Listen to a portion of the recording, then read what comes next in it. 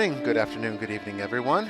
This is Bishop Bryan coming to you live from Ackworth, Georgia on this October 21st, 2015. Excuse me. Still working through sound issues, but I think we have things working much better tonight than last week. I apologize for that show last week. We will redo it. But tonight we have a new topic that I wanted to bring up while it's still relevant. The controversy within the Roman Catholic Church on the subject of centering prayer. EWTN put out an article this week that was very hostile towards it. I want to address it. Stay tuned.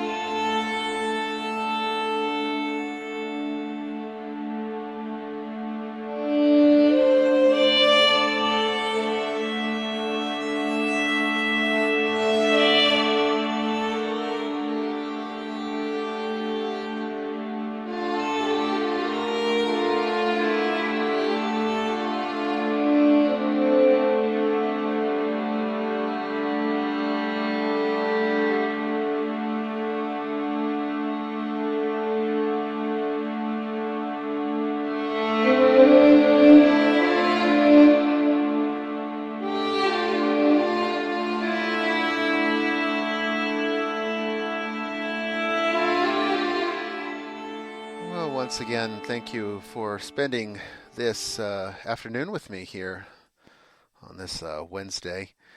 I really appreciate that, and I thank all of you who loyally listen on demand to this broadcast. If you're wondering when we air this show, it seems to happen at different times, and that's just because my schedule right now is really very hectic, and so I can't commit to a regular time period every week just yet. I am working on being able to do that. So it is coming. But for now, the best way, and I've said this before, the best way to catch this broadcast live, if you want to hear it live, and I would suggest that you do listen live because eventually we're going to start integrating a telephone number so you can call into the show and ask questions or leave comments on the air. We are working towards that, but right now we're still in the test stages. However, if you do want to listen live and get into the habit of doing so, the best way to do that is to follow me on Twitter at Eye of the Seer. That's EYEOFTHESEER. That's at Eye of the Seer over on Twitter, or you can follow us at the Holy Nicholean Catholic Church on Facebook. You can go to our website at esotericcatholic.org. That's esotericcatholic.org or Nicholean.org. Both lead to the same place. We have a brand new website up. I suggest you check it out. I think it's a little bit easier to use, and it has all the same content. It'll connect you to all the same places. It's just updated and more modernized compared to the old one. We weren't terribly happy with the old content management system, so I've been working a lot with WordPress, and I really like how WordPress works for creating websites. A little raspy today. I apologize for that.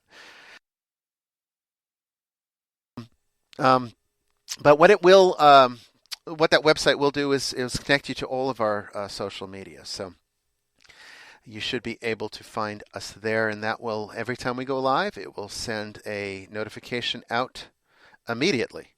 And that's the best way to be able to know when we're broadcasting live until we start getting onto a regular schedule. However, I do usually put out a notification on Facebook at the Facebook page the day of. So if I know I'm going to be broadcasting, we're going to be shooting for 2 p.m. right now, 2 p.m. Eastern Time.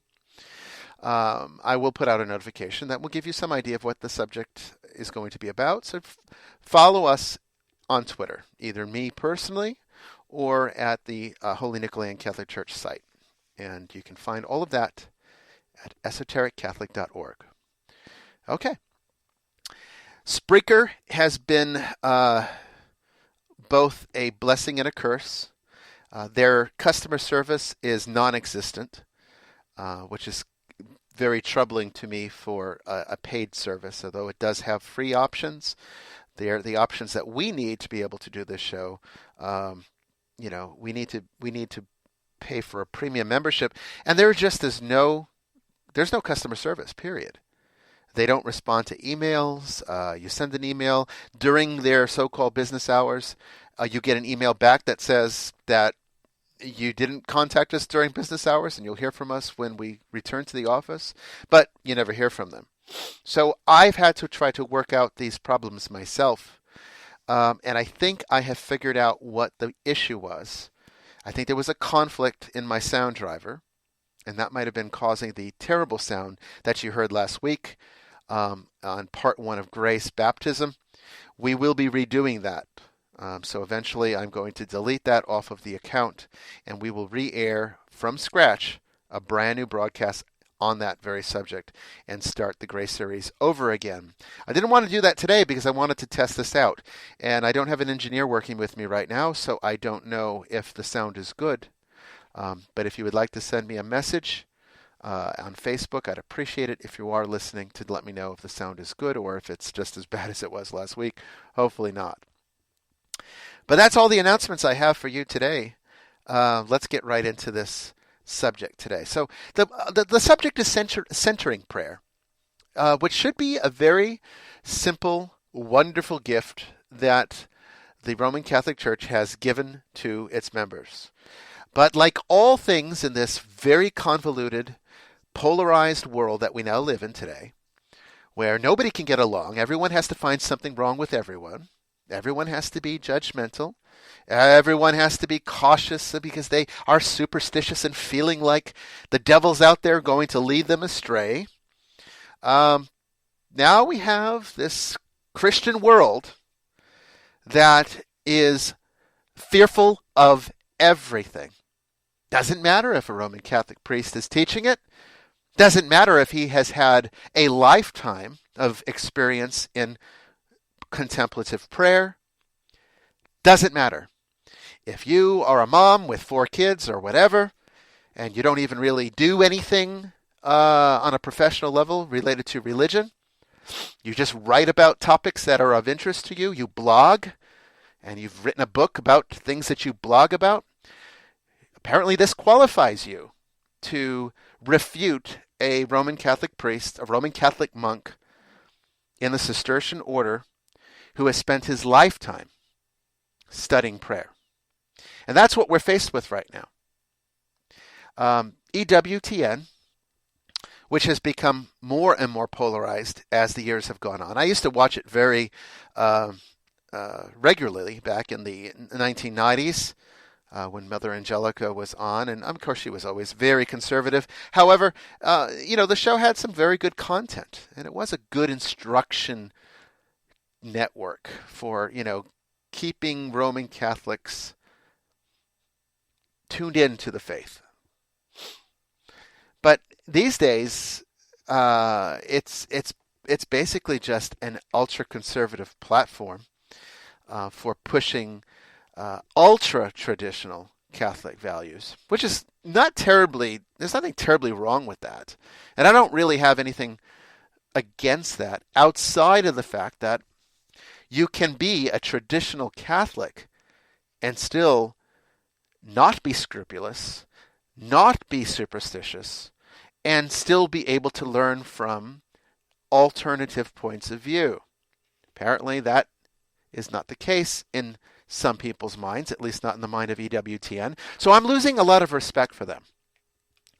And right this week, they published an article by a person whose name is Connie Rossini.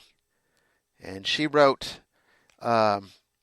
this article called on the National Catholic Register, which is a online news service that is brought to or is sponsored entirely by EWTN.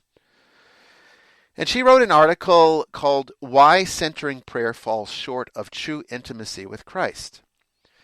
Incidentally, she also wrote a book that is called "Is Centering Prayer Catholic?"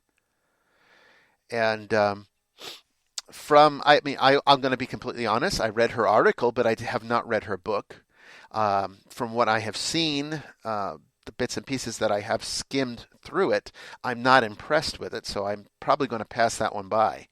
But I'm basing it strictly, this show and my opinions that I am going to share with you, some of the insights I would like for you to consider, are based entirely upon her article. However, on her book cover, this is her, well, I'm not even going to read it, but her biography is less than impressive. Essentially, she cites no education. She maintains a blog called The Prairie Catholic, Contemplative Homeschool. She's a columnist for spiritualdirection.com. She has 4 sons, and she's married. That's her qualifications for writing about centering prayer. I don't quite understand, and I'm not one to really get into, let's tear this person's credibility down. I'm not one to really do that. But honestly, if you're going to be refuting a Roman Catholic Cistercian monk who is abbot of the St. Joseph's Monastery in Spencer, Massachusetts, now I believe Father Thomas Keating, it now lives in Snowmass at the Cistercian monastery there. But if you're going to refute somebody with those qualifications, at least have some of your own outside of being a mom. This is some of the problems that I see when the laity think that they have more wisdom than people who do religion on the professional level. And this is very disconcerting to me, because what Father Thomas Keating is teaching the world with centering prayer, the world actually needs. And here's this Roman Catholic blogger who thinks that she knows so much and is arguing his points because she read some of the works of St. Teresa of Avila, Doctor of the Church, and she, in her opinion, finds contradiction there. Well, if she was actually a contemplative nun who spent her whole life in prayer like Father Keating, maybe, just maybe, Connie Rossini would understand the correlations between what St. Teresa of Avila teaches and what Father Thomas Keating teaches. There is no conflict between these 2 points of view. But you might need to spend some time in a monastery before that becomes evident to you. A lay person who's married with 4 kids and has a husband is really not qualified at the level that one needs to be in order to understand these deep mystical pursuits. And I'm not saying this to disparage anyone. I'm not trying to say that this is a horrible person for being a mom instead of a nun. I'm not even saying that.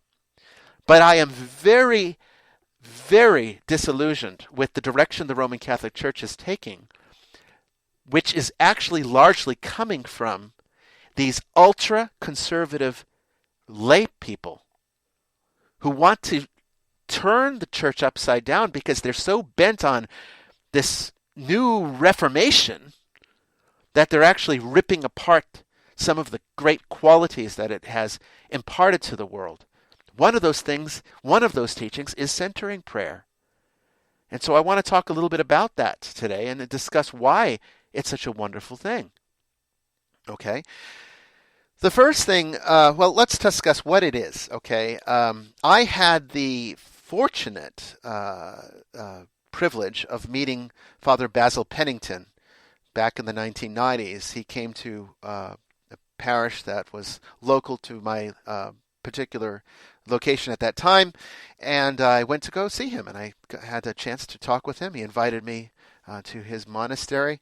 He even invited me out to China because he was working with some monks out there.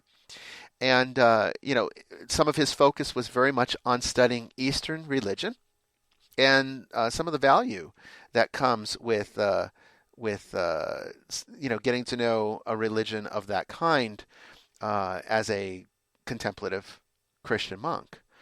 And so there was an exchange program that he was a part of that allowed them to study at Buddhist monasteries, and some of the Buddhists came to the Catholic monasteries, and they learned from each other. And this beautiful exchange, this beautiful sharing of ideas and philosophy, and looking for the common ground. Okay, and so Father Basil Pennington was very much into that. Unfortunately, he died. He was in a car accident.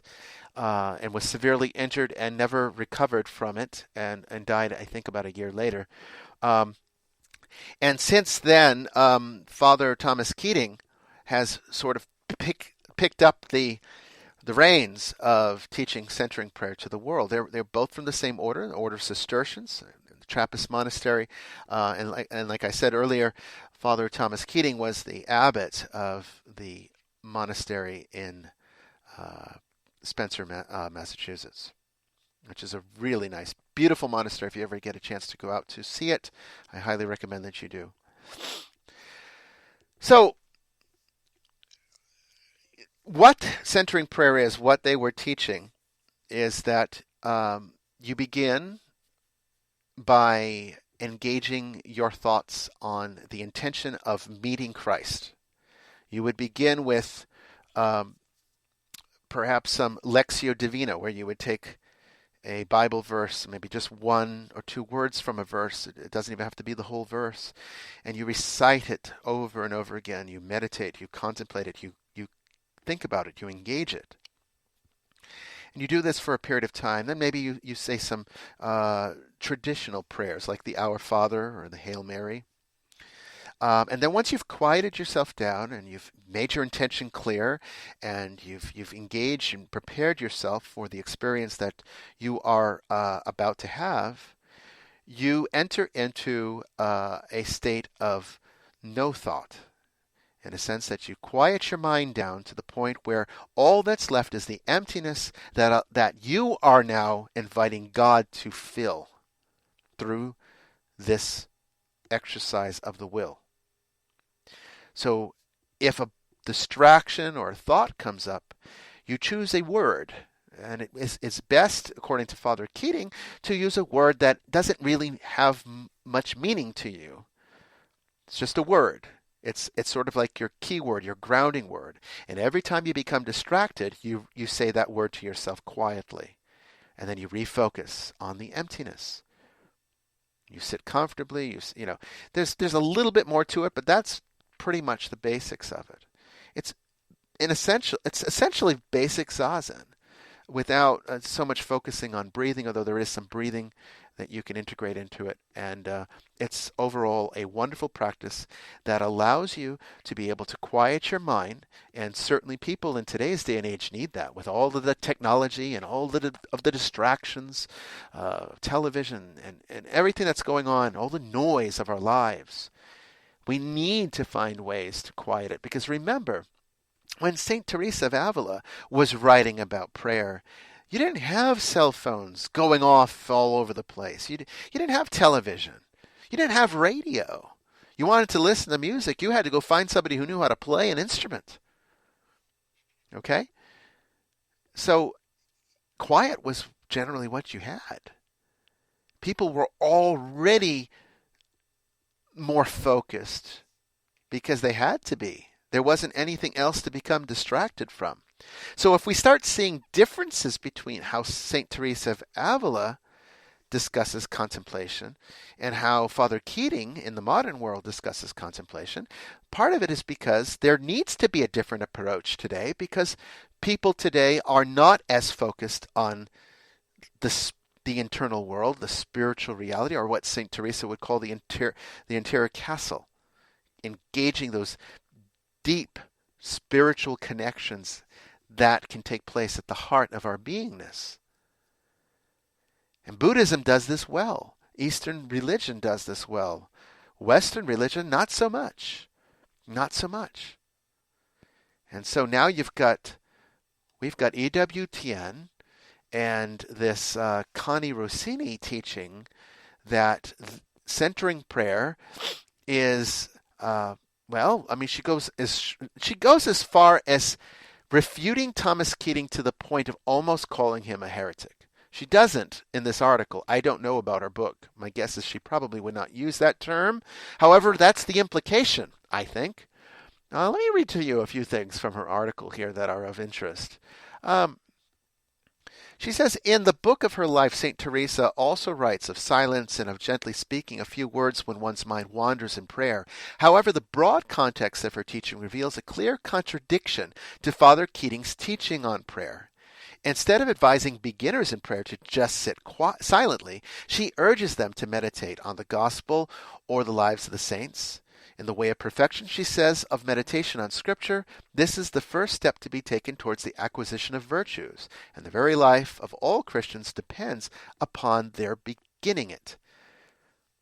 A little further down, she says later, in contrast, Father Keating says in his book, Open Mind, Open Heart, the method of centering prayer consists in letting go of every kind of thought during prayer, even the most devout thoughts. For him, the great battle in the early stages of the spiritual life is with thoughts. So her first problem here is that she's saying we need to focus and explore our thoughts because she's saying this is how God inspires us to reach deeper. Yet, as we move into a deeper understanding of contemplative prayer, we have that as the beginning foundation too. He's not suggesting we just immediately jump right into complete silence of the mind. He's saying to state your intention. He's saying to get yourself focused with some traditional prayer. He's stating even Lectio Divina is a part of this, which has been a part of the Christian tradition, the Christian monastic tradition for hundreds of years. And I guarantee you, if St. Teresa of Avila were alive today, she would see nothing wrong with centering prayer. But then again, plenty of St. Teresa's contemporaries had much wrong with what she was writing about. So I see this persecution of Father Keating as being no different than what happens with Teresa of Avila. 100 years from now, Father Keating will probably be a saint for writing about centering prayer, but today, he's practically a heretic. Thank you, EWTN, for that. As if we don't have enough divisiveness in Christianity as it is, you need to start picking apart the people within your own church. That's very Christian of you, EWTN. That's very Christian of you, Connie Rossini. I appreciate the attention to divisiveness. I mean, what are you trying to do? You want another Protestant revolution? Do you see this as healthy for the church? To be attacking priests to encourage laity to attack priests who have devoted their lives to prayer. Unless you have gone into a contemplative monastery and joined with the contemplative life for several years, how could you even begin to know anything about it? To be able to refute it in this way, by merely just citing intellectually Teresa of Avila. You haven't experienced it. And I have watched EWTN, and I've watched their masses on TV, and I see the lackluster priests getting up there with almost no fervor and dry, monotone voices. It's almost as if they have no passion for what they do, just a network of automatons. I mean, Mother Angelica was never like that. She was never like that. Where is this coming from? Well, I can tell you where it's coming from. It's coming from this polarization. We're seeing it in politics. We're seeing it with the attack on Christians. Christians feel attacked by the liberal agenda, and rightfully so. There's a lot going on in the liberal agenda that is not favorable to Christianity and is pushing away Christian values that have been a part of our culture for a very long time. And that is disconcerting to those who still appreciate those values. And I can understand that, and I respect that, and I have nothing against that. I have nothing against conservative Christianity. I have nothing against liberal ideology, as long as everyone respects each other and is willing to listen and is willing to be moderate about the solutions. It's when you start to become so polarized that there's no alternative but your own. That's where there's problems. And that's what I'm seeing here with EWTN in this position against Father Thomas Keating, who I also had the pleasure of speaking to a few times on the phone. We interviewed him on one of the previous networks that I was a part of, and I had a delightful conversation with him about centering prayer. He is not the person that Connie Rossini is writing about in this article. Let me go further down she concludes with this statement. In religious life, St. Teresa took the name Teresa of Jesus. She urged her sisters to stay close to the sacred humanity of Christ, even at the heights of the spiritual life. She energetically rejected the idea of spiritualized prayer that leaves Jesus behind, saying of those who practice it, if they lose their guide, the good Jesus, they will be unable to find their way. Humans, she says, are not angels. We have bodies. The God-man Jesus is our companion, our teacher, and our nourishment in the Eucharist. This is in stark contrast to Father Keating's teaching. His method is not one of dialogue with Jesus. In fact, he offers this self-contradicting statement. God and our true self are not separate. Though we are not God, God and our true self are the same thing. St. Teresa of Avila urges us to cling to Christ, our Savior. Father Keating says we must recognize we are really divine. And in-depth study of St. Teresa's teaching clearly reveals that it has little in common with centering prayer. All similarities are due to superficial reading and poor scholarship. Centering prayer closes one in upon oneself. True prayer draws one into communion with God. Unbelievable. Simply unbelievable that EWTN published this absolute work of garbage. This article is garbage, and I'm not afraid to use that term because it shows such to anybody who has practiced contemplative prayer, to anyone who has practiced centering prayer, to anyone who's been a part of contemplative monasticism and has spent some time engaging the monastic life on a professional level, can see through the many holes that article paints. Clearly, an inexperienced and unfortunately ignorant layperson who has no knowledge of the contemplative life outside of what she reads by saints who lived, 500 years prior to her. That's her only source for the material. She has no direct experience with it. So how can she write a refutation about it? You see, there is no contradiction. The Orthodox Church probably gives us a better language for this. In their minds, in their tradition, they have a notion that Catholics are just starting to understand, and that's called theosis. Theosis is the divinization of man. It's the highest goal of the Orthodox Christian, to achieve to theosis.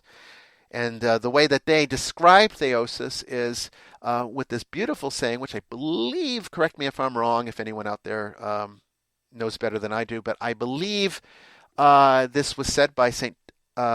John Chrysostom. Man became God so that God became, listen to me. God became man so that man could become God. God became man so that man could become God. That's what the Orthodox Christian considers to be theosis. Okay? So when we are discussing the nature of something like contemplative prayer, in Orthodoxy they have something they call hesychasm, which is where they recite over and over again the Jesus prayer. Lord Jesus Christ, Son of God, have mercy on me, a sinner. Lord Jesus Christ, Son of God, have mercy on me, a sinner. Lord Jesus Christ, Son of God, have mercy on me, a sinner. They feel the words, they breathe the words, and to the point that it becomes part of their nature.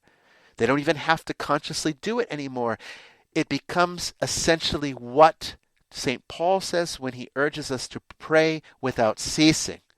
This is how prayer without ceasing is achieved. And any monk, west or east, knows this. And what this is it's breaking down the barriers so that we can achieve to a divine state, which is what all the grace of the sacraments are there to do. So when Thomas Keating is saying what Connie Rossini is saying is a contradiction, there is no contradiction. When he says that,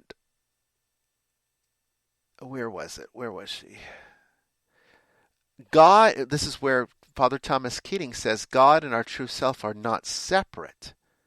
Though we are not God, God and our true self are the same thing. And there's no contradiction here. It's just Connie Rossini doesn't understand what Father Keating just said. He's saying that the true self of the Christian,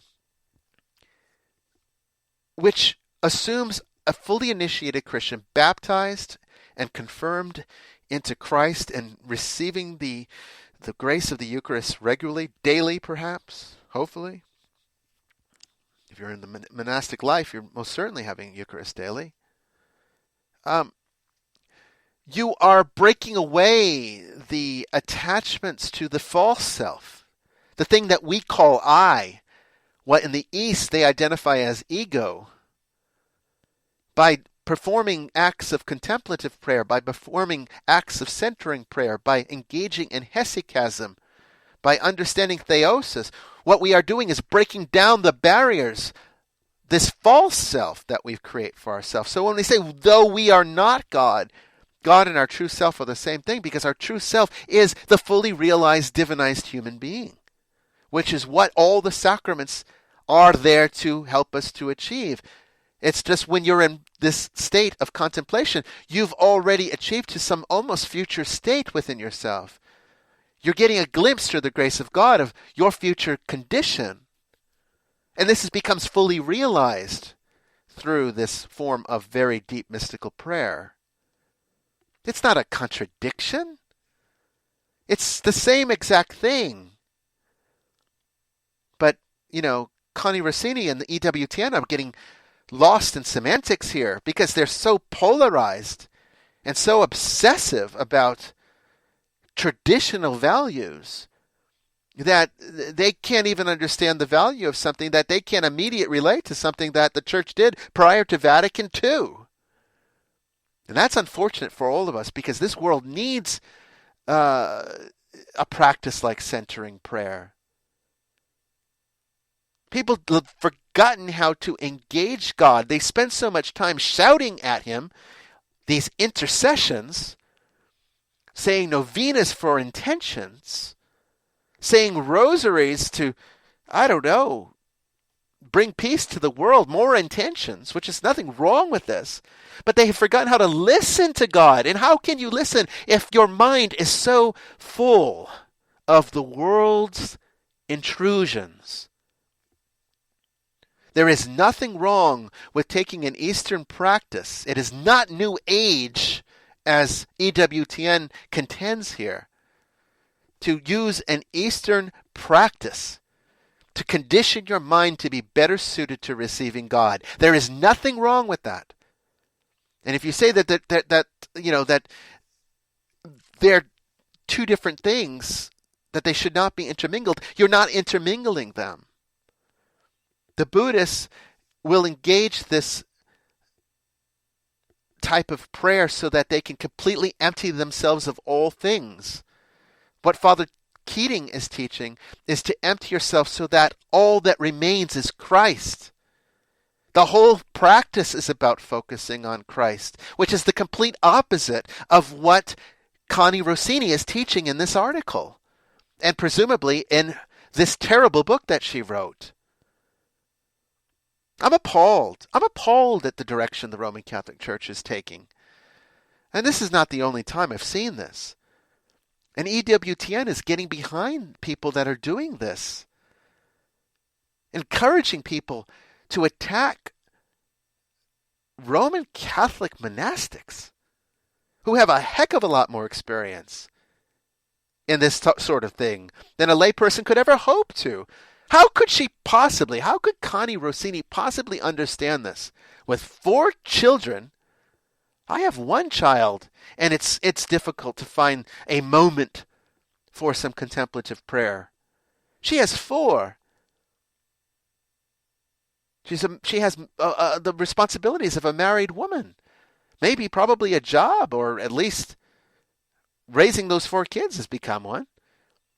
And she's blogging about Christian things and writing articles for EWTN, things that she has no idea about. She accuses people who advocate for centering prayer that she says the similarities are due to a superficial reading and poor scholarship. How about direct experience? How about direct experience in the contemplative life? Go and do what Christ says. Give up your life. Leave your husband and your children and go join a monastery. Be alone with God in the desert. Strip yourself down naked and enter a cave. Do that for 25 years. And then tell me that Father Keating is wrong. Then, if you still think so, you'd be more qualified to argue. Leave your comfortable family life. Abandon it all, as Father Keating did, not abandoning a wife and kids, but abandoning the potential to have them so that he could engage this life of monasticism. Connie Rossini, you chose the secular world. And you're writing as though you are a religious. You are not qualified until you engage the practice yourself. I spent a great deal of my life in contemplative prayer, engaging monasticism as a vocation. And some people would say, well, but look at you, Bishop Bryan. You're not even a Roman Catholic. You have no right to argue. I'm a Nicholean Catholic. This is true, which is part of the independent sacramental movement, which is also true. But I started out as a Roman Catholic seminarian. I engaged monasticism as a Roman Catholic. And I chose the Nicholean path because I could see the polarization even way back then. And I didn't want to be a part of it. I chose the Nicholean Church because I wanted to fully embrace the mystical life and make it available to the world, as Father Keating did. Only I wanted to operate from, I felt called, I should say, to operate from the foundation of the secular world, but having the cloister kept very close at hand. So the Nicholean Church is a monastic church, and we are 100% fully united to the Roman Catholic Church in spirit, apostolically. My apostolic successions come from Roman Catholicism, as well as they do from Orthodoxy and a few other traditions of great importance.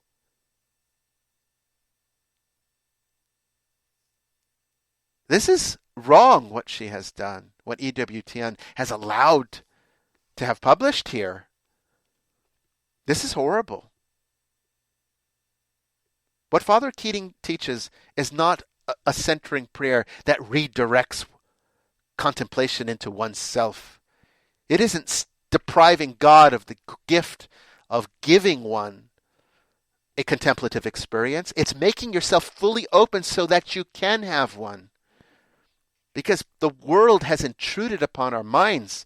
And this is no less evident than what I'm reading here in this article on EWTN. They are so worldly. They write about spiritual things from the mind of the intellect, but they don't understand any of it from the heart. And that's The reason that's exactly why I am not a Roman Catholic today in practice. That's why I had to become part of the Nicholean tradition, because we do not fall victim to that in our church. Our church is about engaging a direct experience with God. We are fully traditional in every way. We don't alter sacramental theology whatsoever. But we leave ourselves open to sharing ideas and understanding the philosophies that built the theologies that we practice and hold dear and respect and preserve.